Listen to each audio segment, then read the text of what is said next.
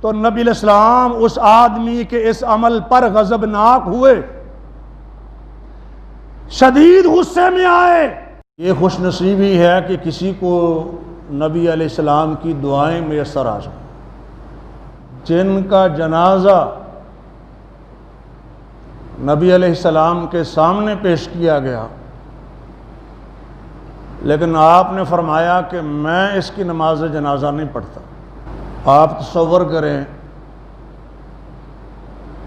اگر جامع مسجد توحید میں سے کوئی شخص انتقال کر جائے، ظاہر ہے یہ وقت تو ہر کسی پر آنا ہے، آپ پر بھی آنا ہے، میرے اوپر بھی آنا ہے، اور اللہ کے رسول علیہ السلام یہاں موجود ہوں اور آپ سے عرض کیا جائے یا رسول اللہ صلی اللہ علیہ وسلم فلاں اہل توحید میں سے انتقال کر گیا ہے، تو آپ اس کی نماز جنازہ پڑھا دیں، اور آپ فرمائیں کہ میں اس کی نماز جنازہ نہیں پڑھاتا، پڑھ لو تم۔ یہ کچھ چھوٹی بات نہیں، یہ عقیدے کو سمجھنے کے لیے تصور کی دنیا میں دو جملے آپ کے سامنے پیش کر رہا ہوں۔ ایک تو وہ ہے کہ جو قرآن نے کہہ دیا کہ وَلَا تُصَلِّ عَلَىٰ أَحَدٍ مِّنْهُمْ مَاتَ أَبَدًا، دنیا کے ان حریصوں میں سے، ان کفار و مشرکین میں سے اگر کوئی بھی کبھی بھی مر جائے تو آپ نے اس کی نماز جنازہ نہیں پڑھنی، اور نہ اس کی قبر کے پاس کھڑے ہو کے اس کے لیے بخشش کی دعا مانگنی۔ منافقین کے بارے میں، کفار کے بارے میں اللہ تعالیٰ نے یہ بات بیان فرما دی کہ یہ وہ لوگ ہیں کہ جن کی جانیں اس حال میں نکلی ہیں کہ کافر تھے۔ آپ ان کے مالوں کی طرف نہ جائیں، ان کے مالوں کی چکا چوند آپ کی آنکھوں کو خیرہ نہ کر دے۔ اللہ تو یہ چاہتا ہے کہ ان کے مالوں کے ذریعے سے انہیں ذلیل و رسوا کرے۔ قرآن کے الفاظ اگر آپ دیکھیں، انما یرید اللہ، اللہ یہ چاہتا ہے ان یعذبہم بہا، ہاں سے مراد ان کے مال ہیں، کہ ان کے مالوں کی وجہ سے اللہ انہیں عذاب دے۔ ان کے مالوں کو آپ اس انداز میں نہ دیکھیں کہ بڑی دولت ہے ان کے پاس، آپ کو تعجب میں مبتلا نہ کریں ان کے مال، یہی مال تو ان کے لیے تباہی اور بربادی کا سامان ہوں گے۔ اور پھر قرآن نے یہ بھی کہا کہ ما کان للنبی والذین آمنوا ان یستغفروا للمشرکین ولو کانوا اولی قربا، نبی کے لیے بھی جائز نہیں ہے اور ایمان والوں کے لیے بھی روا نہیں ہے کہ وہ کفار و مشرکین کے لیے بخشش کی دعا مانگیں، اگرچہ ان کے رشتہ دار ہی کیوں نہ ہوں۔ اس کے بعد کہ یہ بات کھل گئی کہ وہ جہنمی مرے ہیں، کفر پر مرے ہیں، نفاق پر مرے ہیں، تو نبی کو بھی اجازت نہیں ہے اور ایمان والوں کو بھی اجازت نہیں، اس لیے کہ اسلام نسلی مذہب نہیں ہے، یہ یہودیت نہیں ہے کہ جو پیدائشی طور پر یہودی ہوگا بس وہی ہوگا،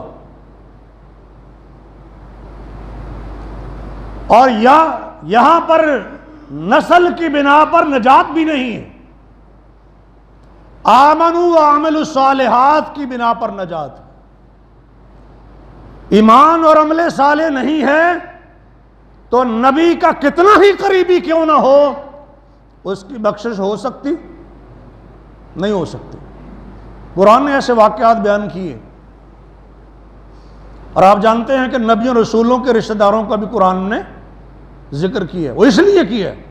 ایک بات تو یہ آ گئی کہ جو کفر کرنے والا ہوگا، شرک کرنے والا ہوگا، وہ یہ سمجھ لے کہ اگر اس کی نماز جنازہ پڑھنے کے لیے نبی علیہ السلام سے بھی درخواست کی جائے تو نبی علیہ السلام بھی اگر دنیا میں موجود ہوں تو وہ انکار کر دیں گے. وہ کہیں گے میں نہیں پڑھتا. ایک تو یہ بد نصیب ہے، اور ایک وہ بھی ہے جو دنیا سے جائے اور اس کے ذمے قرض باقی ہو. چھوٹی بات ہے، بس ایسے قرض لے لیا تو اعتکاف پر بیٹھ گئے، قرض لے لیا محلہ تبدیل کر لیا، قرض لے لیا فلائٹ پکڑی دوسرے ملک میں، اور لیتے وقت ہی نیت یہ ہے کہ کس نے دینا اور کس نے لینا. جس کی نیت یہ ہو قرض لیتے وقت کہ اس نے واپس کرنا ہے، اللہ اس کی مدد فرماتے ہیں، اور جس کی یہ نیت نہ ہو اللہ اس کی مدد نہیں کرتا. تو یہ بہت ساروں کے ساتھ یہی معاملہ ہے. میں نے تو اپنے کئی مقتدی یہاں سے بھگا دیے ہیں، مطلب یہ کہ ان کو قرض دیا اور پھر وہ یہاں سے بھی گئے، خطبہ سننے سے بھی گئے، مسجد سے بھی گئے. نبی علیہ الصلوۃ والسلام کے سامنے جب کوئی جنازہ لایا جاتا، صحیح بخاری، اور آپ کیا پوچھتے تھے؟ حل علیہ دین، مطلب یہ تھا کہ جس کی نماز جنازہ میں پڑھانے لگا ہوں اس پر کوئی قرض تو نہیں ہے؟ کہا جاتا کہ نہیں، اس پر قرض نہیں ہے. پھر پوچھتے حل ترک شیئا، اس نے کوئی مال وغیرہ تو نہیں چھوڑا؟ کہا جاتا نہیں، مال بھی کوئی نہیں چھوڑا. ایک دوسرا پہلو ہے، اس پر بھی آپ توجہ فرمائیں. ہم تو گھبرا جاتے ہیں نا. نبی کا صحابی، قرض تو کوئی نہیں تھا لیکن پیچھے مال بھی کوئی نہیں. حال ترک شیئا قالوا لا، لوگوں نے کہا مال بھی کوئی نہیں، یعنی خالی ہاتھ دنیا سے جا رہا ہے، کوئی ترکہ شرکہ نہیں. تو نبی علیہ السلام ایسے شخص کی نماز جنازہ پڑھتے تھے. پھر ایک میت آتی، یا رسول اللہ صلی علیہ، یا رسول اللہ اس کی نماز جنازہ پڑھا دیجئے. پوچھتے اس پر قرض تو نہیں تھا؟ جواب ملتا نعم، ہاں اس پر قرض تھا. پھر پوچھتے حل ترک شیئا، اس کے ترکے میں سے بھی کچھ ہے؟ کہا گیا 3 دینار ہیں. 3 دینار، زندگی بھر کی جمع پونجی کمائی 3 دینار.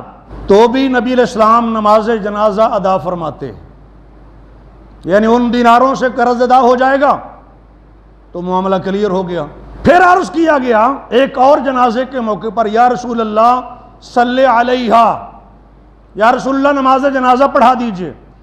فرمایا حل ترک شیئا، اس نے ترکے میں کوئی چیز چھوڑی ہے؟ لوگ کہتے ترکے میں کچھ نہیں ہے. فرمایا حل علیہ دین، اس پر کوئی قرض تھا؟ لوگوں نے عرض کیا 3 دینار، ترکے میں کچھ نہیں اور قرض ہے 3 دینار. ترکے میں کچھ نہیں، قرض میں. فرمایا صلو علی صاحبکم، اپنے ساتھی کی نماز جنازہ خود پڑھ لو. کیا مطلب؟ میں نہیں پڑھتا اس لیے کہ اس کے ذمے قرض تھا، میں محمد اس کی نماز جنازہ کیوں پڑھوں صلی اللہ علیہ وسلم. یہ معمولی چیز نہیں. شریعت کے کس حکم کی خلاف ورزی کی ہے؟ کیا نمازیں چھوڑی؟ کیا روزے نہیں رکھے؟ کیا تراویح نہیں پڑھی ہے؟ کیا جھوٹ بولتے رہے زندگی میں؟ بس قرض ہے. ابو قتادہ عرض کرتے ہیں رضی اللہ تعالی عنہ، صلی علیہ یا رسول اللہ وعلی دین، یا رسول اللہ اس کی نماز جنازہ پڑھا دیجئے، اس کا قرض میں ادا کر دوں گا. اپنے بھائی پر بوجھ نہ رہے، یہی ہے نا. کہ نماز جنازہ سے محروم نہ رہے میرا بھائی، قرض میں ادا کروں گا، نماز جنازہ پڑھا دیجیے۔ تو نبی علیہ السلام نے نماز جنازہ پڑھا دی۔ شروع میں ایسے ہی تھا کہ آپ مقروض کی نماز جنازہ نہیں پڑھاتے تھے۔ پھر کیا ہوا؟ فلما فتح اللہ علی رسول اللہ صلی اللہ علیہ وسلم، پھر جب اللہ نے اپنے پیغمبر پر کشادگی پیدا کی، فتوحات ہوئی، مال غنیمت آیا، تو پھر نبی علیہ السلام فرماتے تھے انا اولا بالمؤمنین من انفسہم، مومنوں کی اپنی جانوں سے میں زیادہ حق رکھتا ہوں۔ یعنی اگر کسی مومن پر قرض ہوگا تو میں ادا کروں گا، کسی مومن پر قرض ہوگا تو میں ادا کروں گا۔ دوسری حدیث میں کل مومن کے لفظ ہیں کہ میں ہر مومن سے اس کے اپنے آپ سے بھی زیادہ قریب ہوں، یعنی زیادہ پیارا ہوں۔ یہ معمولی تعلق نہیں، مجھے اپنے جسم سے اتنا قریبی تعلق نہیں ہے جتنا کہ پیغمبر کو میرے جسم سے اور مجھ سے قریبی تعلق، یہ ہے نا رشتہ۔ اور ہر مومن کے بارے میں، کل مومن، ہر مومن کے ساتھ آپ نام لیتے جائیے گا، ابو بکر سے شروع ہو جائیں، خلفاء کے نام لیتے جائیے گا، صحابہ کرام کے نام لیتے جائیے گا، یہ سارے قریبی ہیں، نبی علیہ السلام کے قریبی ہیں، قریبی۔ اگر کسی کے ذمہ قرض ہوگا فعلی قضاؤہ، تو نبی علیہ السلام فرماتے ہیں وہ تو میں ادا کروں گا۔ ومن ترک مالا فہو لورثتہ، اور ترکے میں اگر کوئی مال چھوڑے گا تو وہ اس کے وارثوں کا ہوگا۔ مقروض قرض چھوڑے گا تو ریاست ادا کرے گی، ہاں جی، ریاست مدینہ ادا کرے گی۔ مقروضوں کا قرض ریاست مدینہ ادا کرے گی۔ اب ریاست مدینہ کے والی تو خود لوگوں سے مانگ رہے ہیں، دے جاؤ بابا اللہ کے نام کا 1 روپیہ، مر گیا جے کچھ نہیں پلے رہ گیا۔ ریاست مدینہ کا سربراہ قرض ادا کرے گا میت کا، اور اگر اس کا مال ہوگا تو ریاست مدینہ کے سربراہ کی نظر اس کے مال پر نہیں ہوگی، وہ مال اس کے وارثوں کا ہوگا۔ یہ فرمایا تھا سرکار مدینہ نے، ریاست مدینہ کے سربراہ نے یہ ارشاد فرمایا تھا۔ مسلم میں بھی ہے، سنن نسائی میں بھی ہے۔ پہلی روایت صحیح بخاری کی تھی، اتی النبی صلی اللہ علیہ وسلم برجل، ایک اور شخص نبی علیہ السلام کے سامنے لایا گیا، قتل نفسہ بمشاقص، اس نے بڑے نیزوں کے ساتھ خودکشی کر لی تھی، اپنے آپ کو مار لیا تھا۔ فلم یصلی علیہ، تو نبی علیہ السلام نے اس کی نماز جنازہ بھی نہیں ادا کی، اس لیے کہ اس جان کا میں مالک نہیں، اس جسم کا مالک وہ ہے جو پورے جہان کا مالک ہے، پوری کائنات کا خالق و مالک ہے۔ جب مالک میں نہیں تو اپنی مرضی سے اس جسم کو میں نقصان پہنچانے کا بھی حق نہیں رکھتا، میں اس جان کو ختم نہیں کر سکتا، چونکہ مالک اس جان کا میں نہیں، مالک وہ ہے، وہ کہے گا تو کٹوا دوں گا، وہ کہے گا جہاں تو پیش کر دوں گا، چونکہ وہ مالک ہے نا، تو مرضی تو مالک کی چلے گی، غلام تو آقا کے حکم دیکھتا ہے۔ تو نبی علیہ السلام نے نماز جنازہ ادا نہیں کی۔ سنن نسائی میں یہ بھی ہے فرمایا اما انا فلا اصلی علیہ، جہاں تک میرا تعلق ہے، نبی علیہ السلام فرماتے ہیں جہاں تک میرا تعلق ہے تو میں تو خودکشی کرنے والے کی نماز جنازہ نہیں پڑھوں گا۔ کیا مطلب؟ آپ پڑھ لیں، عوام الناس پڑھ لیں، معاشرے کے بااثر لوگ، معاشرے کے معزز لوگ، ذمہ دار لوگ سوسائٹی کے، ایسی میت کی وہ نماز جنازہ ادا نہ کریں تاکہ لوگوں کو عبرت حاصل ہو، عبرت حاصل ہو۔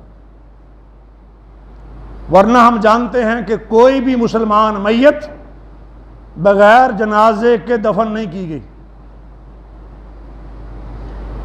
اس میت نے خواہ کتنا بڑا جرم کیوں نہ کیا، خودکشی کی ہو، بدکاری کی ہو، چوری کی ہو، ڈاکہ مارا ہو، کوئی اور جرم کیا ہو، قرض اس کے ذمہ ہو، کوئی بھی مسلمان میت ایسی نہیں رہی جس کی نماز جنازہ نہ پڑھی گئی ہو، اس لیے کہ ہر مسلمان میت کی نماز جنازہ ادا کرنا یہ فرض کفایہ کے طور پر لازم ہے۔ لیکن یہ جو آپ نے فرمایا نا کہ میں نہیں پڑھتا تم پڑھ لو، یہ بہت بڑا پیغام ہے، بہت بڑا پیغام ہے، تاکہ اس طرح کے کاموں سے لوگ بچنے کی کوشش کریں۔ مجھے پتہ چل گیا ہے، آپ کو پتہ چل گیا ہے کہ مکروز کی نماز جنازہ نبی علیہ السلام ادا نہیں کرتے تھے جب تک کہ قرض کی ادائیگی کا بندوبست نہ ہو جاتا، یہی ہے نا؟ اور ہمیں معلوم نہیں ہے کہ کس وقت اللہ کی طرف سے بلاوا آ جائے اور ہمارے ذمہ قرض ہے، جلد ادا کرنے کی فکر کریں۔ نوافل بعد میں، نفلی صدقات بعد میں ہیں، نیکی کے سارے کام بعد میں ہیں، سب سے پہلے یہ فرض ہے جس کی ادائیگی ضروری ہے، قرض کی ادائیگی سب سے پہلے، اور عمومی قاعدہ بھی یہی ہے۔ نمازوں کے حوالے سے بھی اور بھی جو آپ کے ذمہ کو فرض رہتا ہو، زندگی کا کچھ پتہ نہیں ہے، اس کی فوراً ادائیگی کر دیں جتنی جلدی ممکن ہو سکے۔ ایک اور شخص تھا خیبر کے موقع پر، نبی علیہ السلام نے فرمایا صلو علی صاحبکم انہ غل فی سبیل اللہ، صلو علی صاحبکم انہ غل فی سبیل اللہ، اپنے ساتھی کی نماز جنازہ خود پڑھ لو، اس نے مال غنیمت سے خیانت کی ہے، میں اس کی نماز جنازہ نہیں پڑھتا۔ خیبر کے موقع پر نبی علیہ السلام نے نماز جنازہ پڑھنے سے انکار کر دی۔ کتنی خیانت کی تھی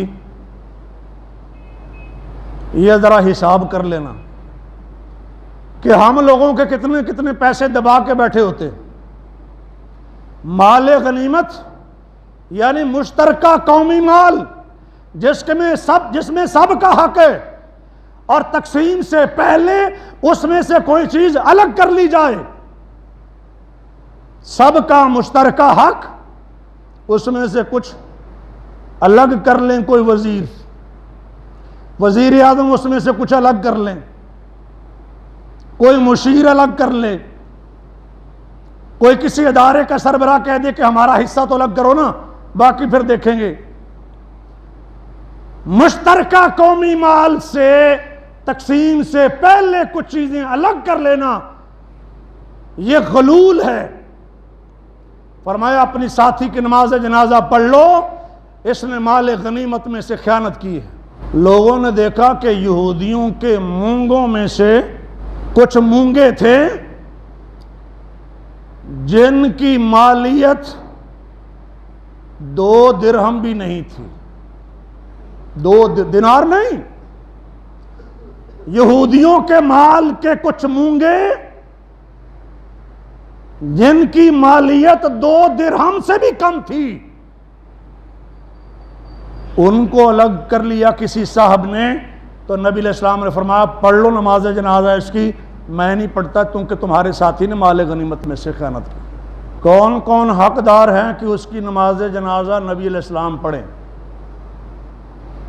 کہ مجھے بھی سوچنا ہے، آپ کو بھی سوچنا ہے، اور خاص کر وہ لوگ جن کے پاس لوگوں کا پیسہ ہوتا ہے، مشترکہ قومی مال جن کے پاس ہوتا ہے، جن کے پاس مشترکہ قومی مال بطور امانت کے ہوتا ہے،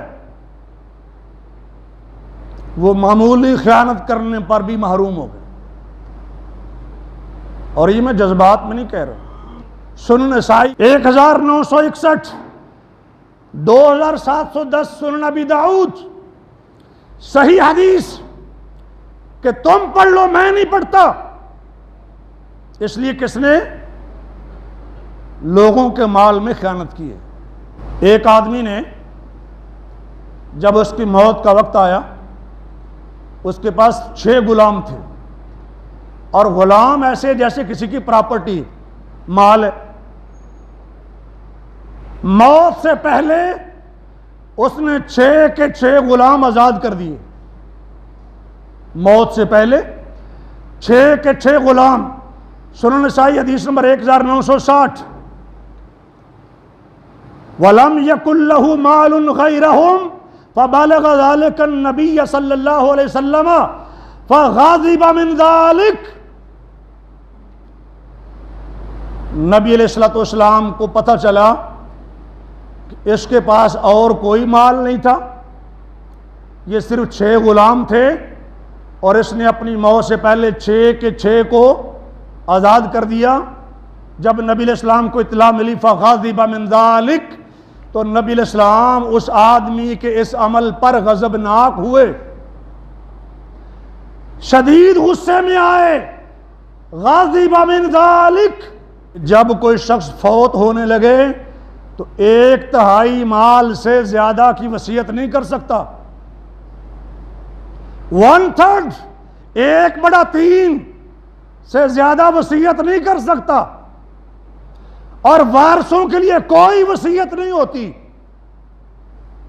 یہ میرے بیٹے ہیں، ایک بیٹے کو یہ دے دینا، فلاں بیٹی کو یہ دے دینا، میری یہ وصیت ہے، یہ کوئی وصیت نہیں ہے۔ لا وصیت علی وارث، وارث کے لیے مالی وصیت ہوتی ہی نہیں۔ ایک بات، اور جو وارث نہیں ہے، جس کو وراثت میں حصہ نہیں ملنا، اس کے لیے وصیت ہو سکتی ہے، لیکن وہ بھی زیادہ سے زیادہ 1/3، اس سے زیادہ نہیں، اس لیے کہ وارثوں کا حق مارا جاتا ہے۔ بچوں سے ناراض تھے صاحب، جاتے ہوئے کہنے لگے پترو تسی بھی کی یاد کرو گے، اے تے ساری زمین میں مدرسے تے مسجد نہ لا دیتی ہے، ہون دیکھو ہاں کرو تنگ مینوں ہون۔ یہ کون سی نیکی ہے جی؟ یہ کون سی خیر خواہی ہے کہ میرے مرنے کے بعد میری ساری پراپرٹی جو ہے میں وصیت کر رہا ہوں کہ مسجد کے نام، مدرسے کے نام؟ یہ کوئی خیر خواہی نہیں، کوئی نیکی نہیں۔ اس وصیت کو ریورس کیا جائے گا اور 1/3 کی اجازت ہوگی، تیسرے حصے کی اجازت ہوگی، اور باقی 2 حصے واپس آئیں گے وارثوں کے پاس، اگرچہ وصیت بھی کیوں نہ کی ہو۔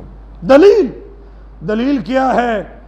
نبی علیہ السلام غصے ہوئے اور فرمایا کہ اس بندے کی میں نماز جنازہ نہیں پڑھوں گا، میں نے تہیہ کر لیا ہے، اس لیے کہ اس نے وصیت میں گڑبڑ کی ہے۔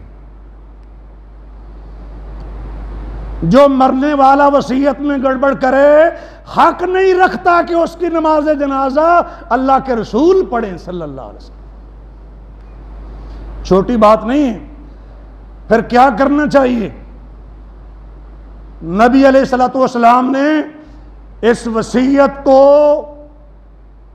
ریورس کر دیا، وصیت ختم کر دی، اور وصیت ختم کرنے کے بعد ان 6 غلاموں میں قرآن اندازی کی،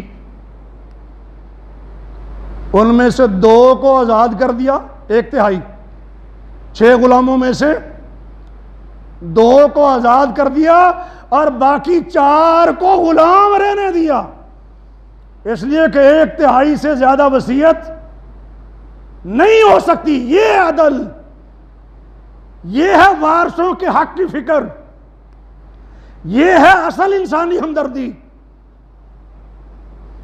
ہمارے کئی مفتی ہیں کہتے ہیں جی سارے آزاد ہو جائیں گے۔ کون لوگ ہو تم؟ کہاں سے آئے ہو؟ تمہاری کیا ہمت ہے؟ محمدی فیصلہ کیا ہے؟ محمدی فیصلہ یہ ہے کہ 1/3 آزاد، یعنی 2 غلام آزاد ہوں گے اور باقی چار اسی طریقے سے غلام رہیں گے. یہ محمدی فیصلہ ہے.